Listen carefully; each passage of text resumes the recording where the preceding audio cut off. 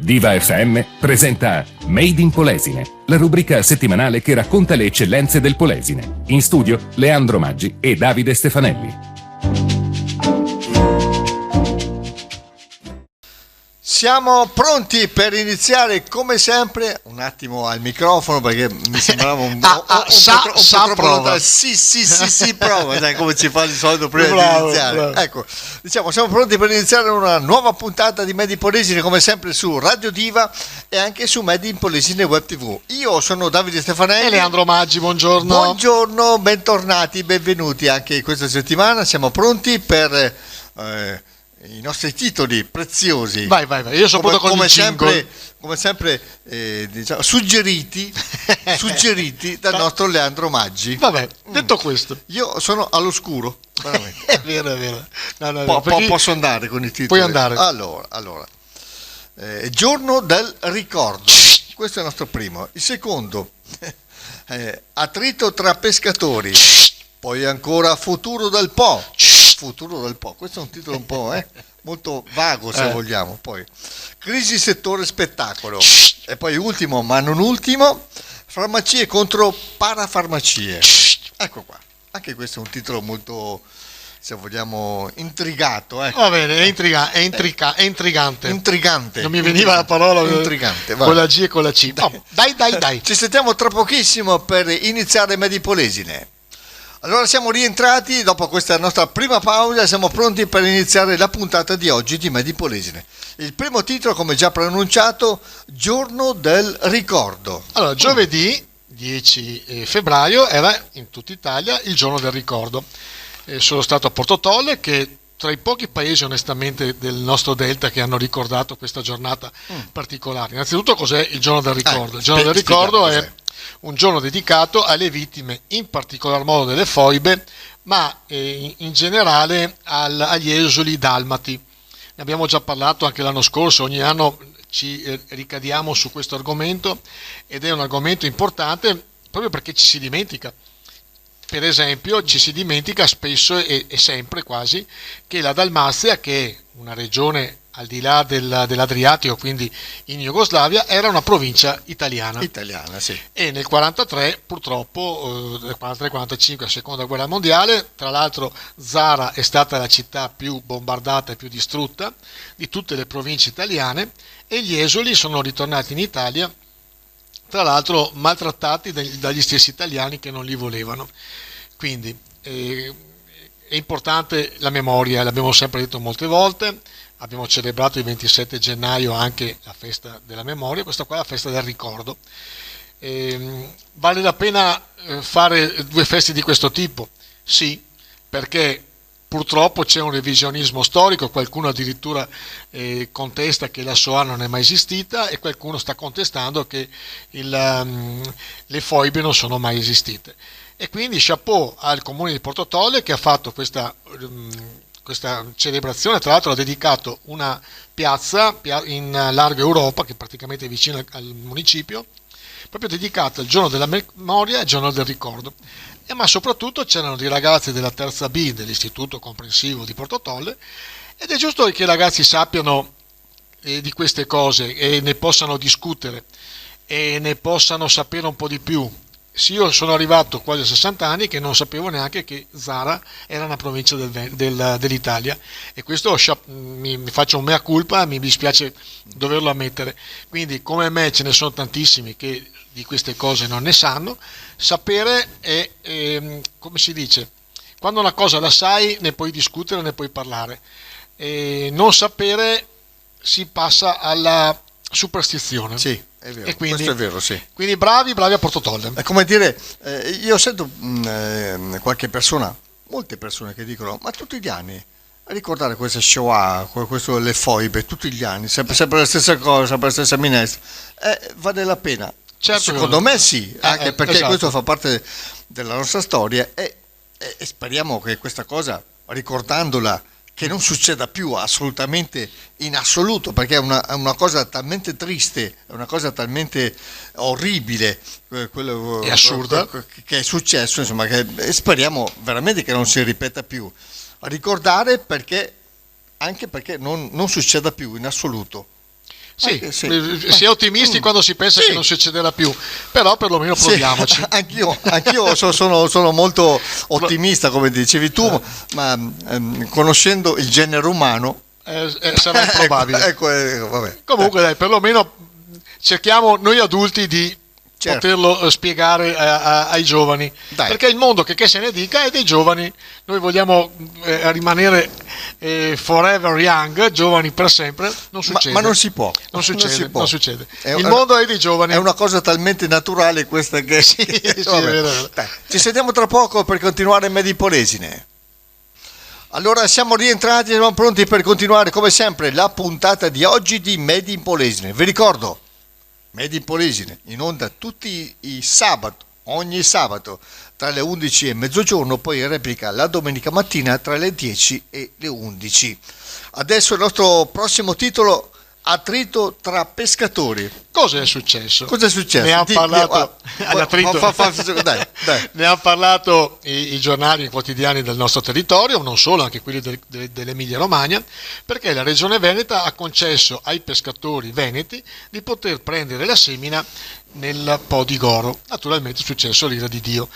Più che altro amplificata dai media, se dobbiamo essere sinceri. Non è che proprio io sono stato il giorno stesso, perché mi ha mandato appunto la redazione, a sentire un po' i pareri dei pescatori nostri e pescatori emiliani.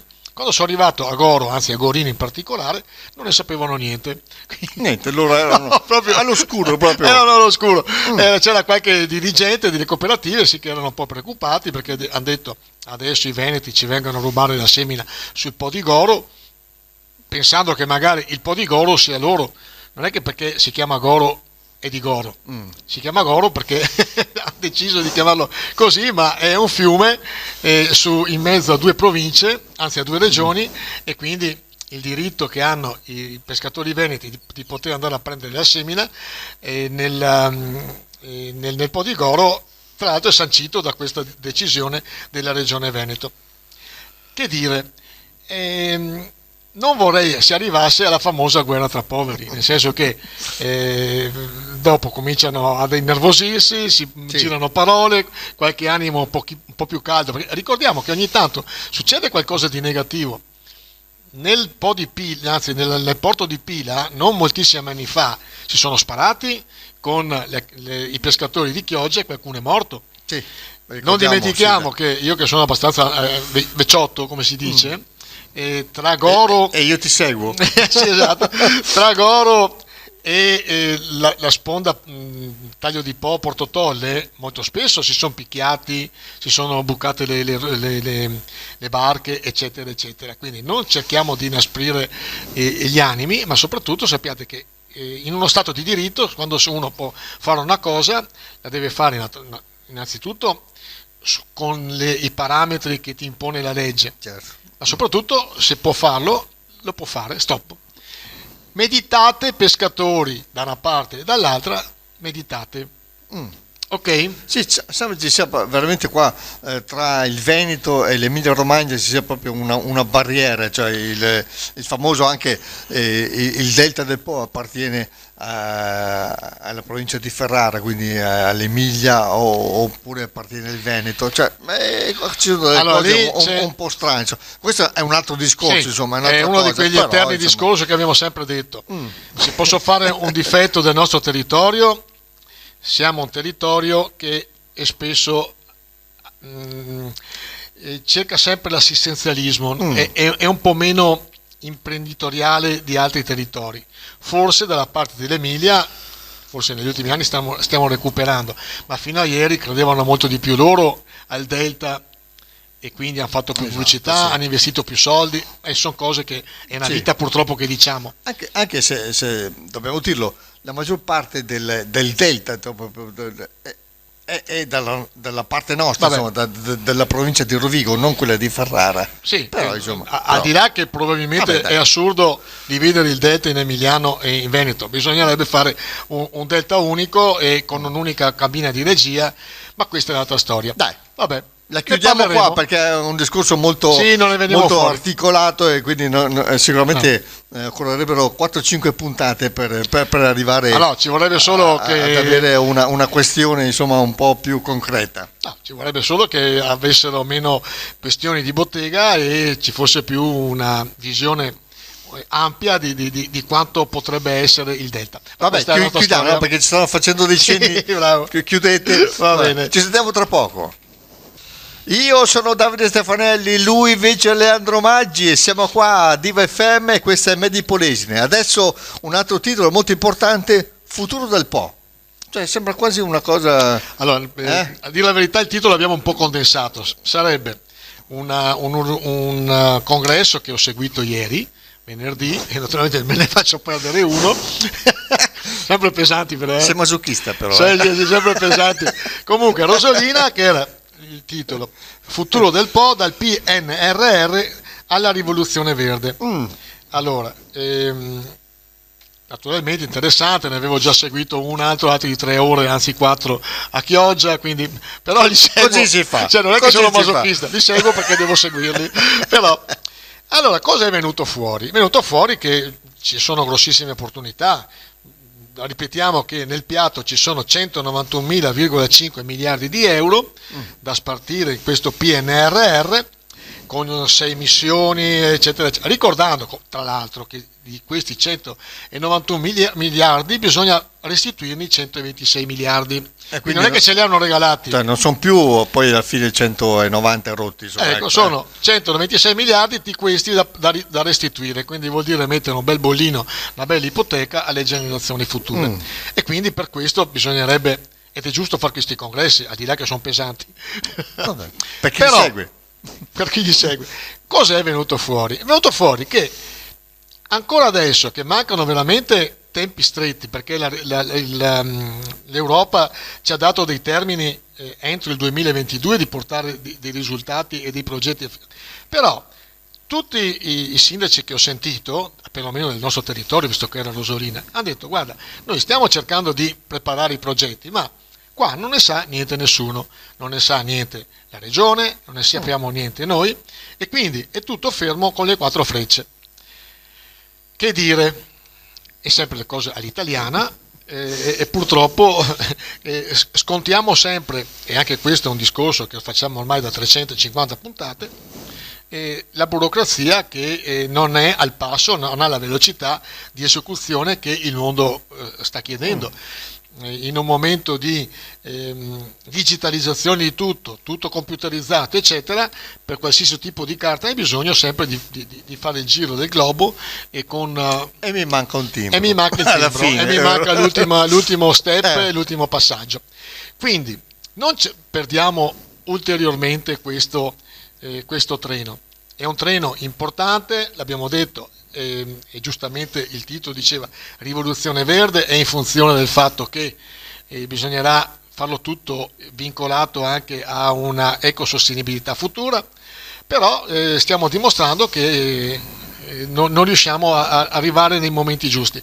Ultimo sottolineatura che 110% bonus, ci sono un sacco di problemi perché pure ci fanno i furbi la gente, quindi Esatto, anche sì, qua sì. quando all'estero ci considerano noi italiani un pochino farfalloni e soprattutto birichini, e dico un termine buono, forse c'hanno ragione, Anche perché senza forse. dove ci mettiamo le mani più o meno ce le sporchiamo e cerchiamo di fare i furbi. Se è una Vabbè. cosa fatta all'italiana, Quando si dice una cosa all'italiana, che poi se lo dicono all'estero, e c'hanno purtroppo ragione. Meditiamo, gente, meditiamo. bene, abbiamo Mica tanto. bene, nel senso, Vabbè. no, bene, perché abbiamo concluso il nostro argomento, questo argomento per il momento, e ci sentiamo tra poco per continuare Made in Polesine. Siamo ancora noi, io, Davide Stefanelli, lui, Leandro Maggi, come sempre, e siamo pronti per continuare la puntata di oggi di Made in Polesine, in questo nostro mese di febbraio. Ormai ci siamo un po' e poi questa settimana Belle giornate. belle giornate Belle. di sole, insomma, ci stiamo No, un po' però- ravvivando, se vogliamo. Vabbè, dai. Poi, Allora, non abbiamo più le mascherine all'aperto. non c'aveva la mascherina all'aperto e questa, Vabbè, insomma, però c'è paura ancora un po'. Sì, sì. Un po' ci paura. Non ci illudiamo più di Esatto, tanto, non ci però, è vero, è vero, è vero. Allora, Ok. parliamo di crisi, tanto per cambiare settore spettacolo. Allora, settore spettacolo, ho intervistato la direttrice del CICS, che è il Consorzio Italiano Cooperativi dello Spettacolo, Federica Pozzato, che è capitanante di 5 cooperative con quasi 1 migliaio di artisti, ma veramente anche artisti importanti. Ci sei anche tu? No, non ci sono. Non ci sono. No. Ma tra gli artisti importanti, anche perché non sono un artista importante, tutto qua. Non volevo infierire più di tanto. No, nel senso, sei un birichino. No, perché lo so che tu sei iscritto alla chiunque. Alla chiunque. Andiamo avanti, dai. Va bene, 5 cooperative di spettacolo. E allora abbiamo chiesto appunto a Federica. Volevo dire che tra l'altro ci sono musicisti di Cremonini all'interno, artisti importanti che ha fatto quindi siamo a tournée livello teatrali. abbastanza importante. Sì, insomma, tra questi 1000 soci veramente ce ne sono di importantissimi. Allora abbiamo chiesto la pandemia cosa ha inciso e quanta crisi ha portato al settore dello spettacolo. Allora, premettendo, ha detto giustamente la Federica Pozzato che la pandemia in questo settore ha creato veramente problemi, però ha detto che fortunatamente la pandemia è riuscita a eliminare quella invisibilità che avevano gli artisti, e quindi il fatto che molto spesso l'artista suona un pochino di straforo in nero eccetera, sì. Però si è dimostrato che in questo momento di crisi, se chi non era inquadrato, non aveva dietro le spalle una cooperativa, una partita IVA eccetera, non ha potuto accedere a nessun tipo di contributo e nessun tipo di ristoro. E quindi questo, giustamente diceva Federica, è servito molto. È servito molto anche per affrontare poi tutte le normative SIAE e non SIAE eccetera. Quindi un po' di fatti positivi li hanno avuti. Per contro però c'è che tutto un settore, specialmente il settore della musica da ballo, quindi orchestre eccetera, non sono in difficoltà, sono in super difficoltà, perché non lavorando tante orchestre, i musicisti hanno fatto altri lavori perché poi bisogna pure mangiare, esatto, 2 anni fermi non riesci a superare, quindi si trovano le orchestre in questo momento qua con una riduzione degli ingaggi, ma soprattutto con il problema di trovare musicisti, e quindi avanti con i problemi. La pandemia, che se ne dica, sembrava fosse vabbè, l'abbiamo già superata, i problemi cominciano a vedersi adesso. Meditiamo a un'altra volta. Oggi è la giornata del meditiamo, gente, meditiamo. Certo, sì. Il settore spettacolo, così via, è stato uno dei quelli più colpiti. È stato veramente colpito alla grande. Adesso sembra si stia un po' riprendendo, nel senso che so che anche vari concerti così anche di personaggi abbastanza importanti, non so, come Zucchero, Vasco Rossi, Cremonini, insomma, quest'estate sembrano che possano fare lo spettacolo, ecco, per esempio, come si deve, però noi parliamo sempre a livello nostro locale, insomma, anche dell'orchestra che va a fare la piazza, la fiera, così, insomma, questo settore è stato veramente molto penalizzato, insomma, come dicevi tu, molti poi hanno lasciato appunto il settore per fare qualcos'altro, insomma, perché come si ripeteva, si deve pur mangiare, insomma, bisogna trovare una soluzione a questo problema, però speriamo che la cosa si stia risolvendo, questo virus, questa pandemia, questo Covid finirà quest'anno? Speriamo bene, tocchiamo ferro, a meno che non arrivi un'altra variante il prossimo autunno che ci blocca ancora tutto. Speriamo di no, insomma, non siamo, facciamo pure le corna, ecco. No, io mi stavo toccando i zebedei, le mani li ho qua adesso. I zebedei, dai. Ok, ci sentiamo tra poco per l'ultimo argomento di oggi. Allora, siamo pronti per continuare, anzi per concludere la puntata di oggi. Questo infatti è l'ultimo argomento di oggi e parliamo di farmacie contro parafarmacie. Farmacie sappiamo cos'è, parafarmacia? No, parafarmacia sono le farmacie che non possono vendere prodotti prescritte dal medico, ma sono gestite da persone laureate in farmacia. Quindi dal punto di vista... E quindi c'è un contrasto fra queste due realtà. No, non c'è un contrasto, c'è le farmacie che purtroppo sono contingentate, purtroppo per i parafarmacisti, quindi un paese può averne una, due, tre, a seconda di quanti abitanti ha, e quindi può avere una sorta di monopolio per quanto riguarda le persone che vengono a comprare le medicine, mentre l'altra che ha le stesse qualità dal punto di vista laurea eccetera del farmacista che c'è la farmacia, non può vendere queste cose. Allora perché ne parliamo? Perché purtroppo, appunto, parlando di questo e passando per tutti i paesi dove ci sono le farmacie che possono fare i tamponi, possono farlo solo le farmacie e non le parafarmacie, e questa è un'assurdità.